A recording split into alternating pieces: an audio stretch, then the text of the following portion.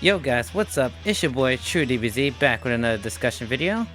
In today's video, I will be discussing my final thoughts on the Dragon Ball FighterZ versions 1.33 through 1.37.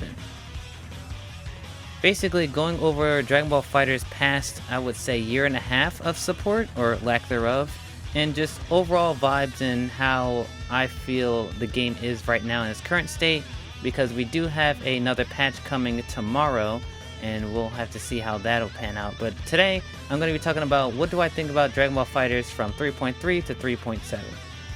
Basically, going over Dragon Ball FighterZ past, I would say, year and a half or so, and just talking about, like, you know, how the meta has come up, dev support, the community, and just various other things I want to talk about. But just an overall overview of Dragon Ball FighterZ past year or so. Before we get into today's topic, please hit the like and subscribe button at the end if you enjoyed the video. It does wonders for the channel and helps me stay motivated to create more content like this. Also, be sure to check out my links below. In the description are my links to my socials, including my new Discord server, the True Community. My channel artist page on Twitter and TikTok are available, where he posts his artworks and commissions. And finally, on my playlist, where you can get more of my content. So with all of that out of the way, let's get into today's topic. So I have this video basically broken down into multiple different parts. So the first part, I'm going to be talking about the 1.33 changes, which was the last major balance patch we ever received for the one we're getting now, which is 1.38. Then I'm going to be talking about dev support. After that, I'm going to be talking about the rollback update. Next, I'm going to be talking about the meta itself in the game, and then I'll be talking about the community, and then just overall final thoughts after that. Video is not really scripted per se, I just have bullet points on things I've been wanting to talk about, and if you guys know me, you probably already know what I'm going to say, but I don't think I've ever done a cohesive overall overview of any Dragon Ball FighterZ meta, I don't think, or just overall how the game feels. So with all of that out of the way, let's just jump into the first topic, which is the 1.33 balance patch. So that was the last major balance patch we've received for the game. This one changed the game pretty drastically when it came to like hit confirms, neutral, pressure, mix-ups, pretty much the entire game changed with this balance patch. The pros are, there were actually some good balance changes in here, particularly for characters like Super Saiyan Vegeta, Trunks, Yamcha, Bardock, and Goku Black. Those characters actually got some really good changes that weren't too oppressive, but like really good quality of life, or just really good nudges up the tier list, where, you know, they got slightly better, but they weren't broken meta.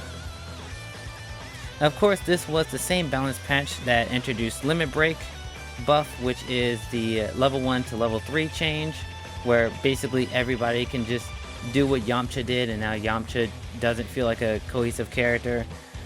There were also a lot of bad character changes in this patch. Cell, Super Saiyan Blue Vegeta, Nappa, Baby, Krillin, like I can go on. There are several bad character changes in 1.33. Hopefully they don't they hopefully don't repeat that in 1.38, but it's the FighterZ team, and we all know that they don't really listen to feedback that much, so I just hope that they don't mess this balance patch up.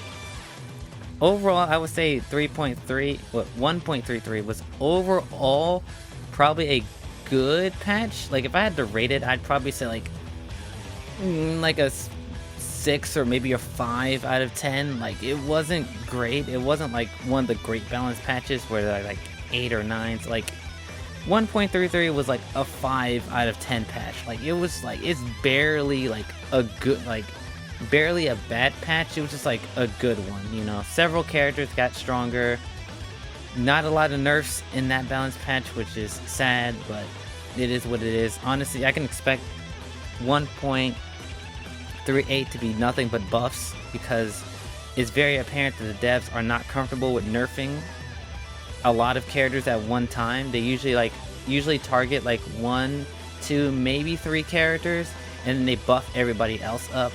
which is like nerfing 3 characters minimum in a game like this is not enough. Frankly, like you gotta nerf like 10 or maybe more characters in this game the way that the game is now, and like there's only like certain amount of characters I do expect to get nerfed. I expect like Blue Vegeta to get nerfed, I expect Nappa to get nerfed, Cell to get nerfed, but like are they gonna nerf Jiren? Are they gonna nerf Android 21 lab coat? Are they gonna nerf Baby? Who knows? Who even knows? But 1.33 patch, not even close to one of my favorite patches in the game, but it was okay. It was okay. Next up is dev support. So this really only comes down to the next gen versions and then the 23-24 World Tour. The PS5 version was okay, you know, like for a next gen version it really didn't do that much outside of adding Rollback Netcode, which we will talk about later. But in terms of like a version update, I guess it was okay. Like there was a lot of shit wrong with PS5 version. Visual bugs, lobbies not working, spectator mode not working, like just everything was just fucking broken except for the netcode, thank God. But it was just so hard to play this game when it first came out. Like I've seen multiple people when the PS5 version came out, I saw several players saying like until they fix the PS5 version I'll just play PS4 even with rollback, and that's sad. Like it was that bad on launch. So it was like, I don't know, the PS5 version was good but also bad. I don't know, it was PS5 version maybe wasn't the best idea. And then of course we have the 2023-24 World Tour. This was okay. I'm gonna be so real, I was so tuned out of Dragon Ball for the past year and a half that outside of Evo and I think Frosty Faustings, I believe, those are really the only like fighters tournaments that I actually watched. And I didn't even watch them live, I watched them after the fact because I didn't even know those events were running. Well, Frosty Faustings I didn't even know was running. Evo I was there, but Dragon Ball didn't make it to the main stage, so I had to watch Dragon Ball after Evo was over. So like the World Tour, in my opinion, like from my perspective, wasn't that great because like I didn't follow any of the tournaments, and maybe that's my fault, but there's just no excitement for the game, so I don't have a reason to actually watch pro players because I already know what I'm gonna see. I know I'm gonna see Cell, I know I'm gonna see Baby, I know I'm gonna see Krillin, I know I'm gonna see Lab Coat 21. It's just like there's no excitement here, you know? So like World Tour, you know, functionally was okay, but in terms of like hype level and getting me, you know, hyped to watch, just like nah. Next for dev support, no communication. Once again, communication has been like bare bones. The only thing we receive from fighters is just like Twitter posts, and that's like a day before a patch drops, and it's like no heads up a month before or no release date prior to that. Like no, nothing from Hiroki, like nothing. Like it's just like, bro, dev support is in the water. Like and it's to be expected. We're at the end of Fighter's lifespan, obviously, but like once again, I can't be excited for anything Fighters related because it seems like the devs don't care. Bandai doesn't care about Dragon Ball Fighters outside of running the World Tour. But like even then, it seems like when they're running the World Tour, it just seems like, oh, it's like an obligation. It's like it's not like they want to do it. It just feels like an obligation because the FGC is part of their core player base now, with Fighters being released. You know, the FGC is part of Bandai's player base now, so it feels like an obligation to run a World Tour. But it feels like they don't give a shit. It feels like they don't care. And running alongside that, I'm just sick of them just not pulling the plug on Fighters at this point. Like I said, all the things I've said before, it just feels like they just don't care about the game. And honestly, if they were to say after this patch release that we're done providing support for Fighters, I would be 100% okay because that means I can just focus on Grand Blue content or just doing variety streaming or videos, and I can just move on with my life, and that'll be that. But like the fact that Bandai or ArcSys or whoever, because there's been so many rumors on who owns FighterZ, who's actually working on FighterZ, that I don't even care anymore. Like there's been so many rumors like talking about the relationship between ArcSys and Bandai that it could literally be an entire Bible, because like literally nobody has concrete evidence, but it's just assumed because of like how the patches have been going, how broken the last DLCs were, you know, the fact that like Bandai was balancing the game and sometimes like Arc System was balancing the game, and apparently Arc System is balancing this patch but they didn't in the last patch. It's just like they don't care, okay? Whether it's ArcSys or Bandai Namco, they don't care about Dragon Ball. Everything they do with Dragon Ball just feels like an obligation, and not that they actually care about the game, because if they actually cared about the game, then they would actually throw in way more money, way more support for characters, making quality of life changes, adding new, like, not new fighting game mechanics, but more mechanics in terms of like adding, like, you know, maybe a new arcade mode, adding new raids, adding, you know, skins, adding costumes, adding colors, adding new ranks to ranked mode, doing stuff outside of balance patches to make the game feel more fresh. And it's just like they just don't care. Dev support is like a 0 out of 10 for me. Like it's just 0, because like they don't care. They just do not care. Going on to the Rollback Netcode. So Rollback Netcode itself is actually really good. Really good. I would say it's on par with like Guilty Gear Strive and Street Fighter 6. Very good connections overall. They're like, in a short time I've played the PS5 version. Well, not short, because I've been playing it on and off here and there.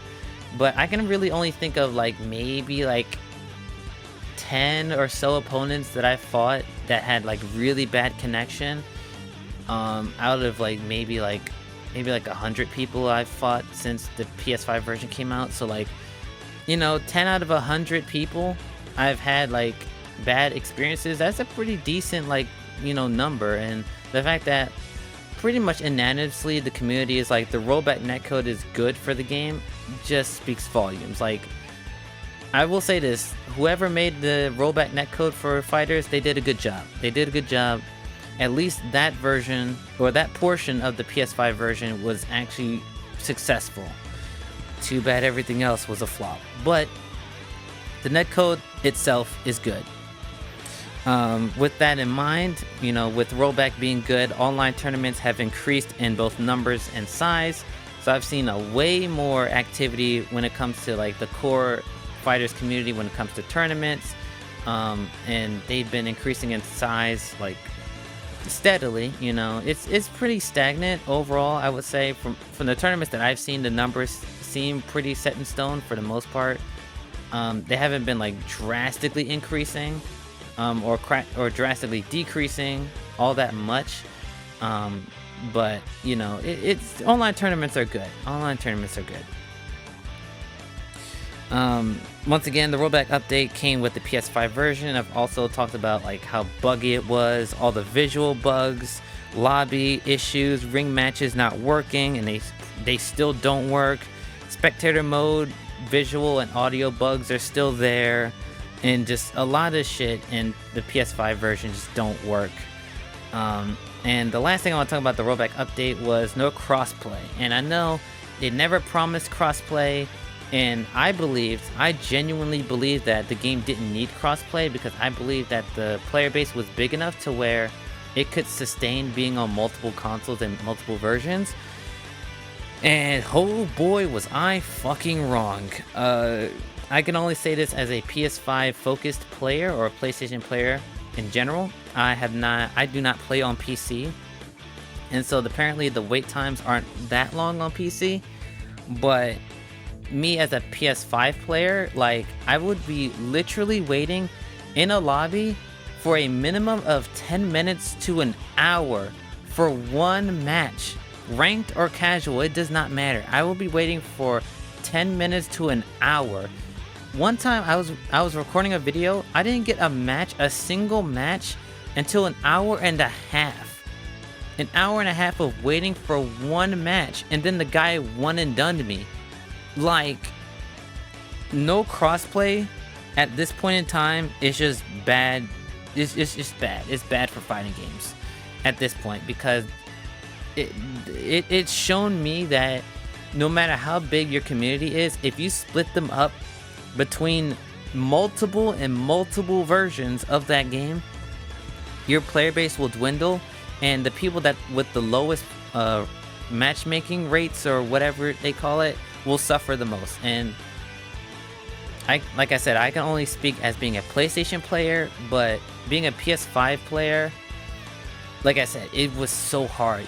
It's still hard to find matches now. I was gonna record an actual FighterZ video, and I was like, no, I can't do it, you know? I'm not doing it, because the wait times are so freaking long. And of course, I could play PC for videos and streams and stuff, but the timing on PC is drastically different for like everything in FighterZ.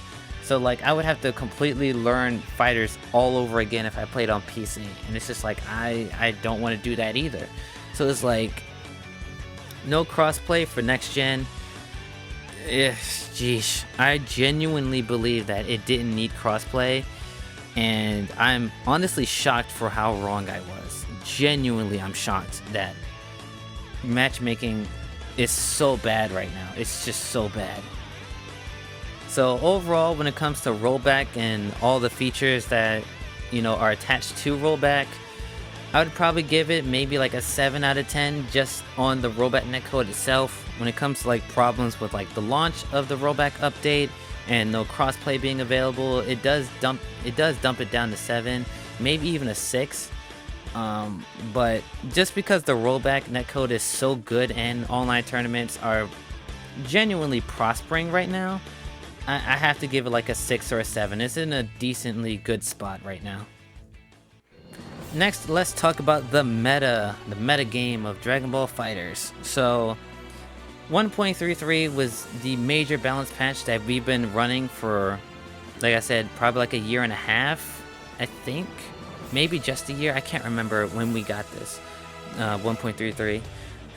But that was before the rollback and next gen version. So all the versions after that were just like the rollback update and then the patches to the rollback. So we haven't gotten like a balance patch for about a year.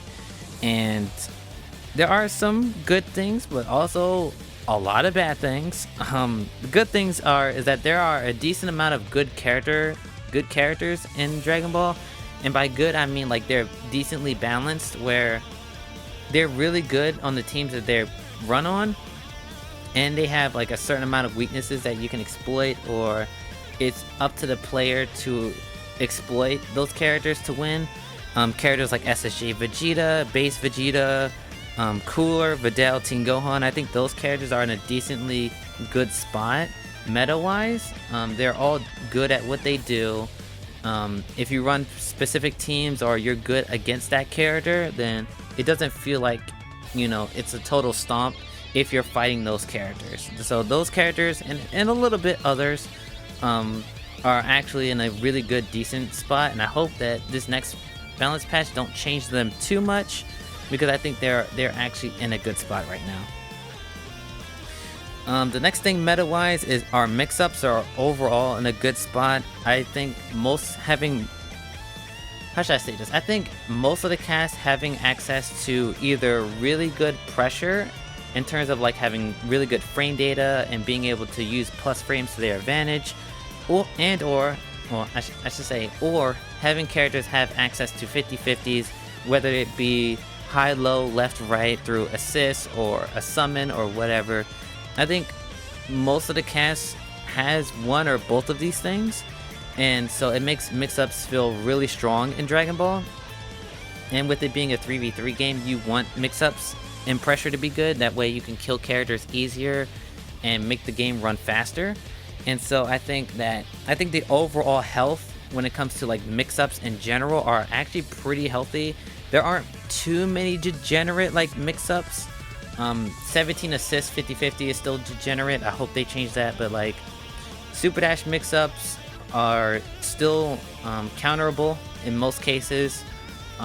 Character specific 50/50s like Blue Vegeta, Super Saiyan Vegeta, Android 21, like they still have them, and you know, it still requires you to know those mix-ups in order to counter them.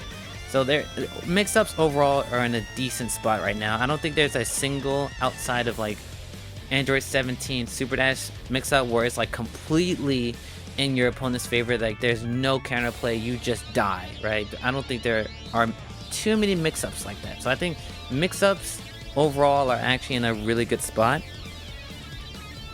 On to the negatives of the meta. Too many characters are just way too strong, way too strong. And it's not that like their kit is so over kitted, it's just like 1 to 3 moves in their kit are just over tuned, right? Characters like Cell, Baby, Jiren, Blue Vegeta,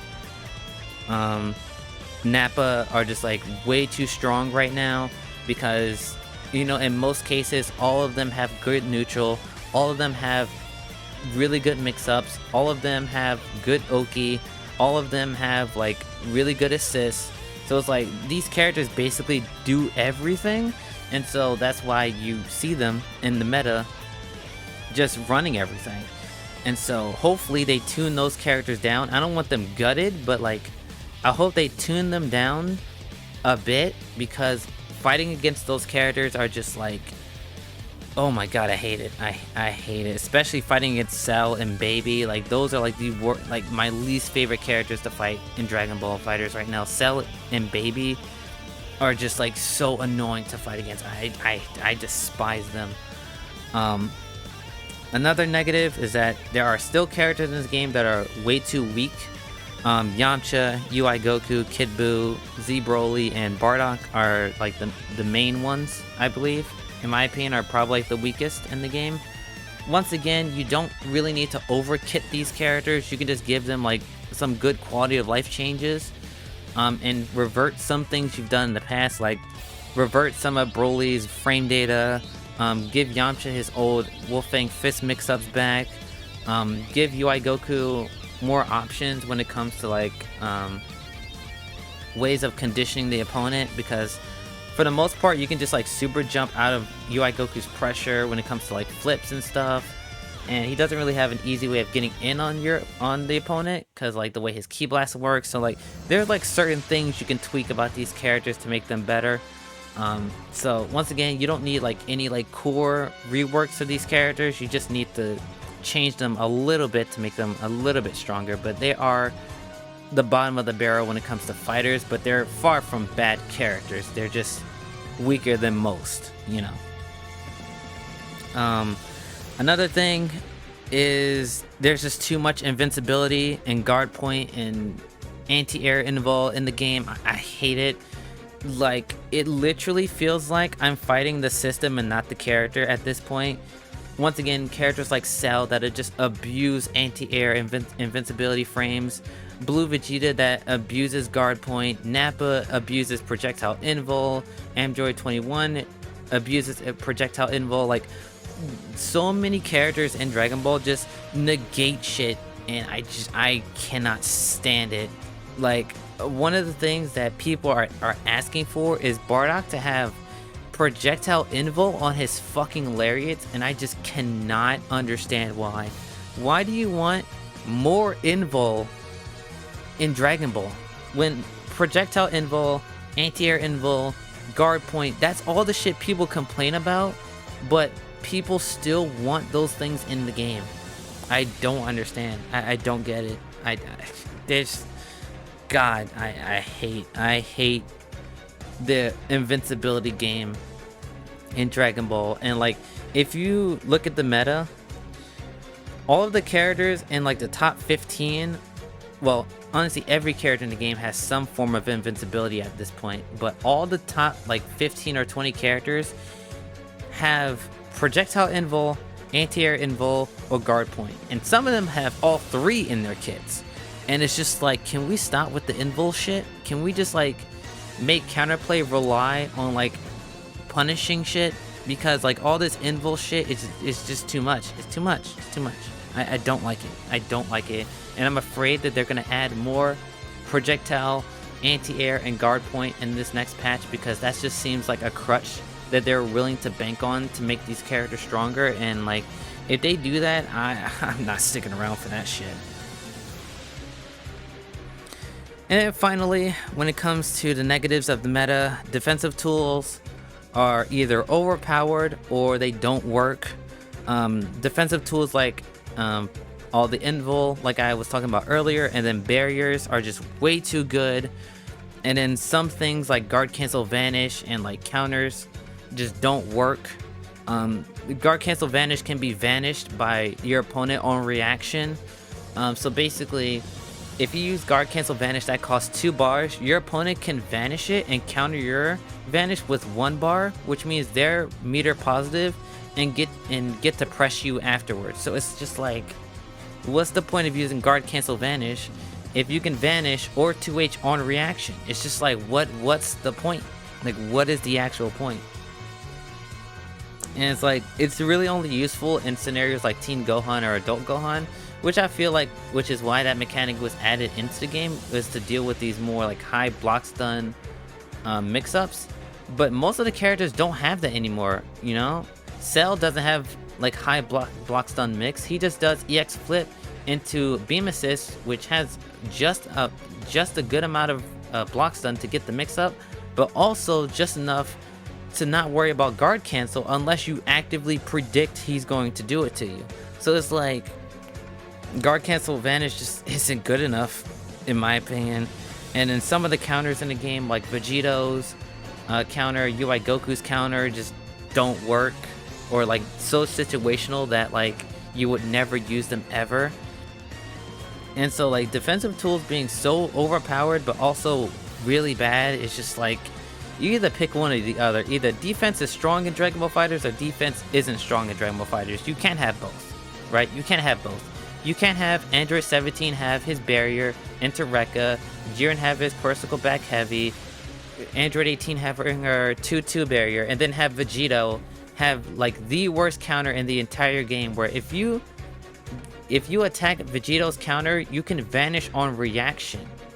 Like, what is the point of a counter if your opponent doesn't get punished by it? So it's like, they gotta pick one or the other. Either defense is good in the game or defense is not good in the game. You can't do both, because if you do both, you have situations where Vegeta doesn't have a move that works, and then you have freaking barriers that just run the entire meta. And that's where we're at right now. So overall, when I talk about the meta score, I'd probably give it like a 5 overall, like a 5 or maybe a 6 out of 10. Definitely been better metas in the past, but it's definitely better than the worst metas we've been through. Like Seasons 2 meta was probably like a 2 out of 10 or a 3 out of 10 when it comes to like, you know, character strength and viability. Season 2 was like probably like the worst the game has ever been. But in terms of the version we're in right now, I'd probably give it like a 5 or a 6. Most of the characters in the roster are tournament viable. There's only like maybe 2 characters I would say you have to run them with like other top tiers to be good, and I would probably say those characters are like Bardock and maybe like Kid Buu. All the other characters you can run in tandem with each other and win, so that's good. It's just like the top echelon of characters are just so good that like you don't need them. So yeah, meta wise, I'd probably give like a 6 or a 5 out of 10. Alright, next is the community. I don't know what to say about the community overall. I think the FighterZ community overall is in a healthy-ish state, healthy-ish. The core community is very tight-knit. A lot of the core content creators, streamers, are very still in good graces or feel really happy about the game, and even if they still criticize the game, they still enjoy it enough to provide content for people like me who don't play it as often, or people that just want to learn. And so when it comes to like the core of the Dragon Ball FighterZ community, it's still very tight and healthy, and they're still running tournaments. On PC in particular, they're still, you know, playing net play. So the core community is still really healthy and tight-knit. The community also has been more open to providing feedback and being more honest about their takes about the game. There's still some people that still downplay or overplay other characters. Like, you know, people are downplaying Trunks and Base Goku right now, even though they're really strong right now. Far from like the top 20, but like they're still good characters. And there's still people downplaying like baby players. They're downplaying baby. Fucking Nappa players are less underselling their character, but it's more of like they're coming to grips with like, yeah, this character's busted, but like don't nerf him that much, you know. So I would say the community is overall more healthy when it comes to the core community, and like more willing to provide feedback and being more honest about the game than in previous versions. So that's good. The only thing negative I have to say about the FighterZ community in general is just like, I don't want to say this is a negative, but like they're just too hopeful. They're too optimistic. They're too naive. The amount of coping I've seen with people saying like, oh, season 5 is coming, they're gonna add more characters, or they're gonna add more skins, or they're gonna provide more support, you know, after the world tour or after this patch. They're Bandai and ArcSys are gonna be working together, and they're gonna be working on FighterZ 2. It's just like, guys, give up. Just give up at this point. They've shown their true colors. After Android 21's release, they've shown their true colors. They don't care about this game no more. Just hang it up. You guys can still play the game and still support it, but don't keep asking devs for characters. Don't be asking devs for character skins or colors. Don't be asking the devs for another season or for another game, because it's not going to happen. Just stop it. Either keep playing the game or just move on to another game like I did. Move on to other games like Grand Blue or Strive or Tekken or Street Fighter. Just move on, because it's very clear that they don't care. And like I said before, they're not honest enough to where they say we're done with FighterZ at this point and we're okay with that. They're not honest. They're not honest. If they were truly honest about the future of Dragon Ball FighterZ, they would have said a while ago that our updates are going to be far and few between, and if you don't hear from us for this amount of time, then we're probably done with the product. Or just outright say, after this patch or after this world tour, we're done. We're moving on to, you know, Sparking Zero or Guilty Gear Strive, if it's Bandai and ArcSys respectively. You know, like it's over. Just say you're done with the game, so we can move on with our lives and not have to keep waiting and praying for another scene, for players to stop praying for another season or another balance patch or new content. Because it's very clear to me, especially after Android 21's release, that they don't give a shit about the game. They don't care. They do not care. They don't care. And so I stopped caring a long time ago. You know, of course, I like doing content on Dragon Ball, but when the devs don't care, I don't care. And so whatever the next patch is later on today is going to be, I hope it's good, but I'm not expecting it to.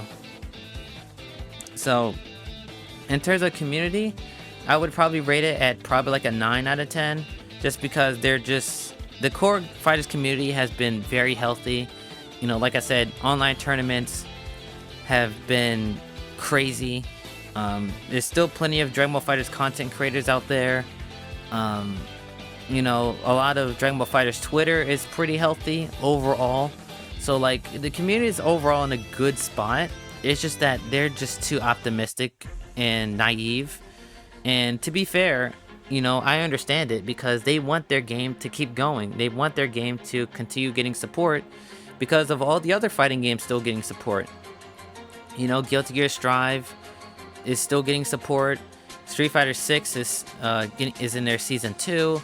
Tekken 8 is still in their first season, I believe. Grand Blue is in their first season. So, you know, all the major fighting games are still pushing it. But FighterZ is just like, it's old, man. It's old. It's a 6-year-old game, which is a long time for a fighting game. So the fact that we're still getting patches at this point is a miracle, honestly. But the FighterZ community just needs to be ready to just give up and just say, hey, listen, if this is the final patch, I'm okay with it. We don't need, you know, other characters. We don't need skins or anything, because we know it's not gonna happen, you know? You can be, I guess I can't, like I said, I can't blame them for being optimistic or wanting new content. But for me, it's just like, at some point, you just gotta let it go, man. You just gotta let it go.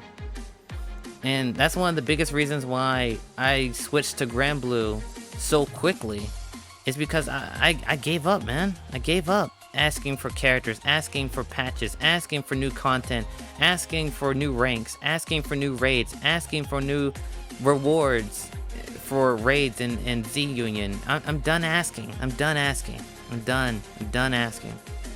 Okay? Either they release FighterZ 2 in the next 5 years or so, or this franchise is dead and we just move on to Sparking Zero, Grand Blue, Tekken, whatever the games are out right now. Just move on. Just move on. So, with that being said, what are my final thoughts? Just overall thoughts on the last major version, which is 1.33 to 1.37. Just overall, I would probably say this is probably like the most depressing version of FighterZ I've experienced. I've never been so depressed and down when it comes to FighterZ and its content and its just overall vibe. I've never been this down before. Just cause like the devs just showed that they don't care, you know. If they truly cared about Dragon Ball FighterZ and its community, they would want to keep pushing out content. And I'm not talking about balance patches, but I mean meaningful content. New characters, skins, colors, new ranks, rewards for raids and Z Union, you know, all that stuff. Adding new training mode stuff, adding story mode stuff, adding new content. And it's just like they don't care, they're done. So I'm done. So what would I rate this overall version of Dragon Ball FighterZ? Probably like a 4 or 5. Rollback Netcode is great, even though it did come with a lot of problems with the PS5 version being busted, matchmaking being broken for consoles, and everything else in between. The meta is so close-knit. Like, I would probably only say there's only like 3 tiers in Dragon Ball, where in like other versions there were probably like 5 tiers of characters. But now it's just like the bottom 2 tiers are so close together, but then the upper tier is just like there's a gap. It's like an actual gap, and it's just like, oh, I don't know. Honestly, I wasn't expecting to make this video that long, but yeah, that's just my overall thoughts when it comes to Dragon Ball FighterZ at this point. I hope that version 1.38 is a good balance patch and that we can all enjoy the game in a healthy state, but I don't know. I can't trust these devs anymore, and I hope that they can turn this around, but you know, I'm not being optimistic at all.